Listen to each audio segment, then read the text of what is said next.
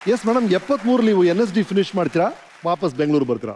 ಅಲ್ಲಿವರೆಗೂ ಎಲ್ಲೂ ಒಂಥರ ಸುಸೂತ್ರವಾಗಿ ನಡೀತಾ ಇದೆ. ಬೇಸಿಕಲಿ ಎಲ್ಲೋ ವೃತ್ತಿ ರಂಗಭೂಮಿಯಲ್ಲಿ ಹ್ಯಾಪಿ ಆಗಿದ್ದೀರಾ, ನಂತರ ಕಾರ್ಪೊರೇಷನ್ ಸ್ಕೂಲ್ಗೆ ಹೋಗ್ತೀರಿ, NSDಗೆ ಹೋಗ್ತೀರಿ, ಒಳ್ಳೆ ಫ್ರೆಂಡ್ಶಿಪ್ ಎಲ್ಲ ಹಿತವಾಗಿ ನಡೀತಾ ಇದೆ. ಇಲ್ಲಿ ವಾಪಸ್ ಬಂದಮೇಲೆ ಒಂದು ಮಹತ್ವವಾದ ಒಂದು ನಿರ್ಧಾರ ತಗೊಳ್ತೀರಿ ನೀವು. ಎಲ್ಲರ ಲೈಫಲ್ಲೂ ಬಹಳ ಮುಖ್ಯವಾದ ನಿರ್ಧಾರ ಆಗುತ್ತೆ ಈ ವಿವಾಹ ಅನ್ನೋದು. ಆ ಹೆಜ್ಜೆ ಇಟ್ಟಾಗ ಏನೇನಾಯ್ತು ಹೇಳಿ? ಹೆಜ್ಜೆ ಇಡಬೇಕಾದ್ರೆ ಗೊತ್ತಾಗಲ್ಲ, ಇಟ್ಬಿಡ್ತೀವಿ. ಯಾವಲ್ಲಷ್ಟೇ ಹೆಜ್ಜೆ ಇಟ್ಟ ಮೇಲೆ ಗೊತ್ತಾಗುತ್ತೆ ಎಷ್ಟೊಂದ್ಸಲ. ಹಗಲು ಕಂಡರ ಭಾವಿಗೆ ರಾತ್ರಿ ಬಿದ್ದು ಅನ್ನೋ ಲೆಕ್ಕಾಚಾರ ಆಯ್ತು ನಂದು. ಸೊ ನಮ್ಮಮ್ಮ ಗಂಡು ಹುಡುಕ್ತಾ ಇದ್ರು, ನಮ್ಮಮ್ಮ ದೊಡ್ಡಮ್ಮ. ಮನೆಗೆ ಒಬ್ರು ಬರ್ತಾ ಇದ್ರು, ರಾಜಣ್ಣ ಅಂತ. ಮಕ್ಕಳನ್ನ ಭಾಳ ಚೆನ್ನಾಗಿ ನೋಡ್ಕೊಳ್ಳೋರು, ಭಾಳ ಆತ್ಮೀಯವಾಗಿ ಇದ್ದರು. ಒಂದು ಫೈನ್ ಡೇ ಏನಾಯ್ತೋ ಏನೋ, ಅಮ್ಮ ನಾನು ಇವ್ರನ್ನ ಮದುವೆ ಆಗ್ತೀನಿ ಅಂದೆ. ನಮ್ಮಮ್ಮ ಯಾರನ್ನ? ಅದೇ ರಾಜಣ್ಣನ.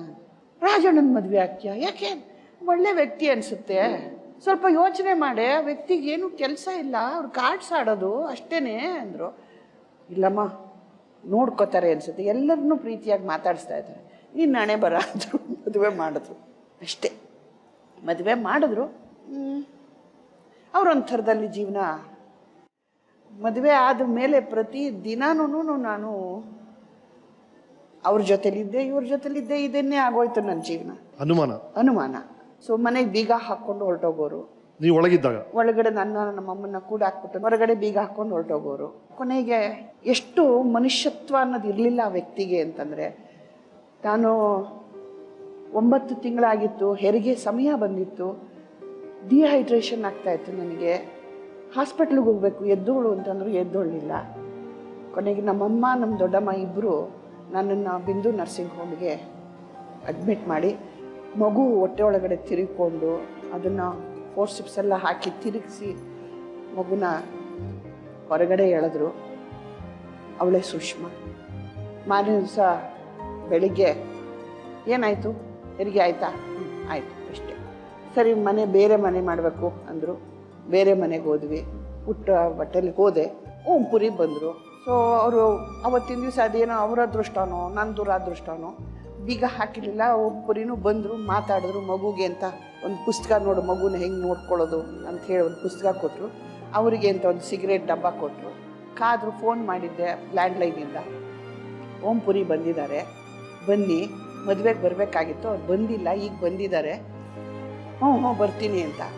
ಊಟಕ್ಕೆ ಕಾದು 4 ಗಂಟೆ ಆದರೂ ಬರಲಿಲ್ಲ. ಆತ ನಾನು ಊಟ ಮಾಡಿ ಹೊರಡ್ತೀನಿ ನಾನು ಜಯ ಅಂತ ಅಂದರು. ಸೊ ಊಟ ಮಾಡಿ ಆತ ಹೋದರು. ಆಮೇಲೆ ಬಂದರು ಇವರು, ಸಿಕ್ಕಾಪಟ್ಟೆ ಕುಡಿದು ಬಂದರು. ಅವ್ರಿಗೆ ಅನುಮಾನ ಶುರುವಾಯಿತು, ಯಾಕೆ ಬರಬೇಕಾಗಿತ್ತು? ಇದು ಒಳ್ಳೆ ತಮಾಷೆ ಆಯಿತು. ಮದುವೆಗೆ ಇನ್ವಿಟೇಷನ್ ಕೊಟ್ಟಿದ್ದೆ ನಾನು, ಮದುವೆಗೆ ಬರಲಿಲ್ಲ, ಈಗ ಬಂದಿದ್ದಾರೆ, ನೋಡೋಕ್ಕೆ ಅಂತಲೇ ಬಂದರು, ನೀನು ಬರಲಿಲ್ವಲ್ಲ, ನಾನು ಇಲ್ದಿದ್ದಾಗ ಯಾಕೆ ಬರಬೇಕಿತ್ತು? ಗೊತ್ತಾಗದ್ದು ಹೆಂಗೆ? ಇಲ್ಲ. ಸೊ ಸಿಟ್ಕೊಂಡು ರೂಮ್ಗೆ ಹೋದರು. ತಿಂಡಿ ಮಾಡಿಕೊಟ್ಟೆ, ಚಪಾತಿನ ಬಡಿಸ್ತಾ ಇದ್ದೆ.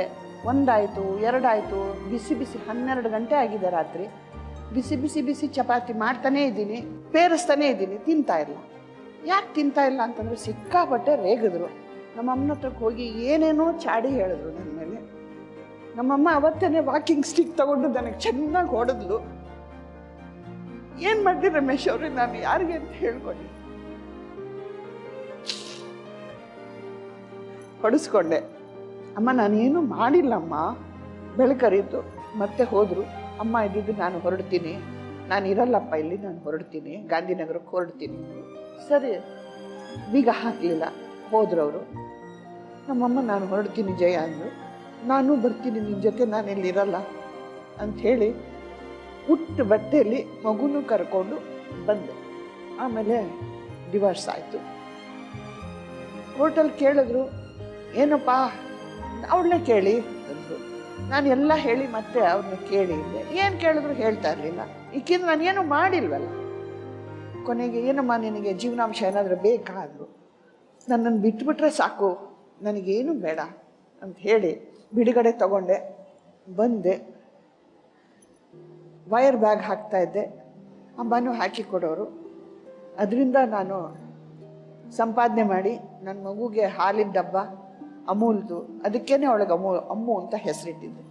ಅಮೂಲ್ ಡಬ್ಬ ತಗೊಂಡು ಅವಳಿಗೆ ಹಾಲು ಕೊಡ್ತಾಯಿದ್ದೆ. ಪ್ಲಸ್ ನಾನು ಬಸ್ನಲ್ಲಿ ವರ್ಕ್ಶಾಪ್ ಮಾಡಿಕೊಂಡು ಅಲ್ಲಿ ಇಲ್ಲಿ ವರ್ಕ್ಶಾಪ್ ಮಾಡಿಕೊಂಡು ನನಗೆ ತಿಳಿದ ಮಟ್ಟಿಗೆ ನಾನು ಥಿಯೇಟ್ರ್ ಮಾಡಿಕೊಂಡು ಆಮೇಲೆ ನಾನು ನಾಟಕ ಮಾಡ್ತಾ ಆ ಮಗುಗೆ ಎಷ್ಟು ವಯಸ್ಸು ಮಗ? ಚಿಕ್ಕದು ಅವಾಗ. ನಾನು ಮನೆ ಬಿಟ್ಟು ಬಂದಾಗ ಅದಿನ್ನೂ ಕೈ ಕೂಸು, 1 ವರ್ಷನೂ ಆಗಿರಲಿಲ್ಲ. ಅಂದ್ರೆ ಒಂದ್ ಕಡೆ ಅಂದ್ರೆ ಈ ಸಿಚುವೇಶನ್ ಎಷ್ಟು ಡೀಪ್ ಆಗಿದೆ ಅಂದ್ರೆ ಗುಬ್ಬಿ ವೀರಣ್ಣನ ಮೊಮ್ಮಗಳು ಅಂತ ಒಂದು ದೊಡ್ಡ ಒಂದು ಪ್ರಭಾವಳಿ ಇದೆ.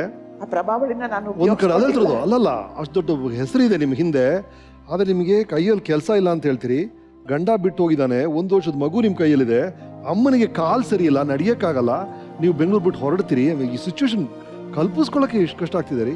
And how did you survive? ಆಮೇಲೆ ಹೇಗೆ ಮತ್ತೆ ನೀವು ಆಕ್ಟಿಂಗ್ ಮಾಡಕ್ ಶುರು ಮಾಡಿದ್ರ? ಏನ್ ಮಾಡಿದ್ರಿ? ನನಗೆ ಜನ್ಮ ಕೊಟ್ಟ ತಾಯಿ ಮಾಲತಮ್ಮ. ಆದ್ರೆ ನೀನು ಇನ್ನೂ ಥಿಯೇಟರ್ನಲ್ಲಿ ಇರಬೇಕು ಬಾ ಅಂತ ಕರೆದವಳು ಮ್ಯಾಕ್ಸಿಮ್ ಗಾರ್ಗಿ ತಾಯಿ. ಓ. ಸೊ ನಾನು ಹಿಂಗೆ ಕೆಲಸ ಮಾಡ್ತಾ ಇದ್ದಾಗ ಪ್ರಸನ್ನ ಅನ್ನೋರು ಮನೆಗೆ ಬಂದರು, ಗಾಂಧಿನಗರದ ಮನೆಗೆ. ಜಯಶ್ರೀ ನೀನು ರೋಲ್ ಮಾಡಬೇಕು ಅಂತ. ಯಾವ ರೋಲು ಪ್ರಸನ್ನ? ಹಿಂಗೆ ಮ್ಯಾಕ್ಸಿಮ್ ಗಾರ್ಗಿದು ತಾಯಿ ತಗೊಂಡಿದ್ದೀವಿ, ನೀನು ಅದರಲ್ಲಿ ತಾಯಿ ಮಾಡಬೇಕು. 1 ಸೆಕೆಂಡ್ ನಂಬಕ್ಕಾಗಲಿಲ್ಲ. ಯಾಕೆಂದರೆ ನಾನು NSTನಲ್ಲಿ ಓದ್ತಾ ಇದ್ದಾಗ ಅಲ್ಲಿ ಮ್ಯಾಕ್ಸಿಮ್ ಗಾರ್ಗಿ ಅವರ ಹೆಂಡತಿನೇ ಆ ರೋಲ್ ಮಾಡಿದ್ದನ್ನ ಫೋಟೋಸ್ ನೋಡಿದ್ದೆ. ನಾನು ಆ ರೋಲ್ ಮಾಡೋಕ್ಕೆ ಸಾಧ್ಯನಾ ಅಂತ ಕೇಳಿದೆ. ಯಾಕೆಂದರೆ 60 ವರ್ಷದ ಹೆಣ್ಣು, ಮುದುಕಿ ಅದು. ನನಗಿನ್ನೂ ಅವಾಗ 26 ವರ್ಷನೋ 27 ವರ್ಷನೋ. ಸಾಧ್ಯನಾ ಪ್ರಸನ್ನ?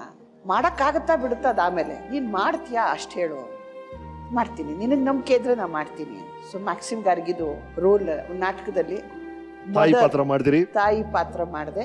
ಅವಳು ನನ್ನನ್ನು ಮತ್ತೆ ರಂಗಭೂಮಿಗೆ ಕರ್ಕೊಂಡು ಬಂದ್ಲು.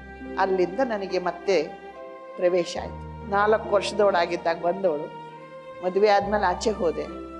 ಮತ್ತೆ ನನ್ನನ್ನು ಅವಾಗ ರಿಹರ್ಸಲ್ ಅಲ್ಲ, ಈ 1 ವರ್ಷದ ಮಗುವಿನ ಜೊತೆಗೆ ಕರ್ಕೊಂಡು ಹೋಗ್ತಾ ಇದ್ರಂತೆ. ಹೌದು ಹೌದು. ರೈಟ್. ಈಗ ಸುಷ್ಮಾ ಅವ್ರು ಏನ್ ಮಾಡ್ತಾರಮ್ಮ? ಅದು ಅವಳಿಗೆ ಬಿಟ್ಟಿದ್ದು. ಅವಳ ಪಾಡಿಗೆ ಅವಳಿದ್ದಾಳೆ, ನನ್ನ ಪಾಡಿಗೆ ನಾನಿದ್ದೀನಿ. ಮಾಡ್ತಾ ಇರ್ತಾಳೆ, ಏನಾದ್ರು ಒಂದೇನೋ ಮಾಡ್ತಾ ಇರ್ತಾಳೆ.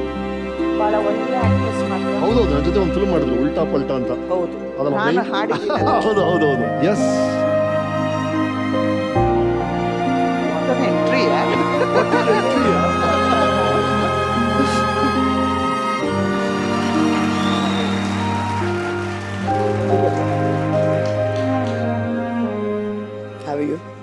ನಾನು ಚೆನ್ನಾಗಿದ್ದೀನಿ, ಬದುಕಿದ್ದೀನಿ. ಈಗ ತಾನೇ ಮಾತಾಡ್ತಾ ಇದ್ವಿ, ಸಿಂಗಲ್ ಪೇರೆಂಟ್ ಆಗಿ ಅವ್ರು ನಿಮ್ಮನ್ನ ಬೆಳೆಸಿದ ರೀತಿ, ನಿಮ್ಗೆ 1 ವರ್ಷ ಆಯ್ತಂತೆ, ಅವ್ರು ರಿಹರ್ಸಲ್ಸ್ ಎಲ್ಲ ಹೋದ ನಿಮ್ಮನ್ನ ಜೊತೆ ಕರ್ಕೊಂಡು ಹೋಗ್ತಾ ಇರೋದು, ಆ ದಿನಗಳ ಬಗ್ಗೆ ಮಾತಾಡ್ತಾ ಇದ್ವಿ. Do remember all that? Totally. ತುಂಬಾ ಕಷ್ಟ ಆಗೋದು ಅವ್ರಿಗೆ ಸಿಂಗಲ್ ಪೇರೆಂಟ್ ಆಗಿ. ನಾನು ನಮ್ಮಮ್ಮ ಜೊತೆಯಲ್ಲಿ 100 ದಿನ ಒಟ್ಟಿಗೆ ಇದ್ದಿದ್ದಿಲ್ಲ ಒಂದೇ ಸೂರ್ ಕೆಳಗಡೆ. ಬಿಕಾಸ್ ಅವ್ರು ಯಾವಾಗಲೂ ಕೆಲಸಕ್ಕೆ ಅಂತ ಹೊರಗಡೆ ಹೋಗೋರು, ಸ್ಪಂದನ ಮುನ್ನಡ್ಸೋಕ್ಕೆ ಕಾರಂತ್ ಅಂಕಲ್ ಜೊತೆ ಇರೋರು, ಅಲ್ಲಿರೋರು. Theatre was everything for her. ಹೌದು. ಮನೆ ಅನ್ನೋದು ಹಿಂಭಾಗ ಇದ್ದಂಗೆ. That was her last priority. Because I think ಆ ಟೈಮಲ್ಲಿ ಹರ್ ಹಠ was I should prove it ಅಷ್ಟೇ. She is married to art, she lives in art. ಅವ್ರ ಮದರ್ ಟಂಗ್ ಆರ್ಟು, ಅವ್ರಿಗೆ ಫ್ಯಾಮಿಲಿ ಎಲ್ಲ secondary.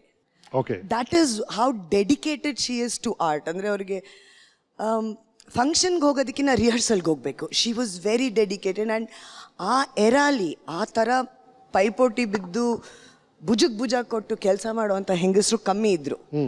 She took that as a challenge and prove ಮಾಡಿದ್ರು ಕೊನೆಗೆ. Wow to that lady. It can only be her who can do this. ಹೌದಲ್ವಾ? ಅವ್ರು ಬಿಟ್ಟರೆ ಬೇರೆ ಇನ್ಯಾರಿಗೂ ಆಗೋದಿಲ್ಲ ಆ ಥರ. I am very sure. We can live,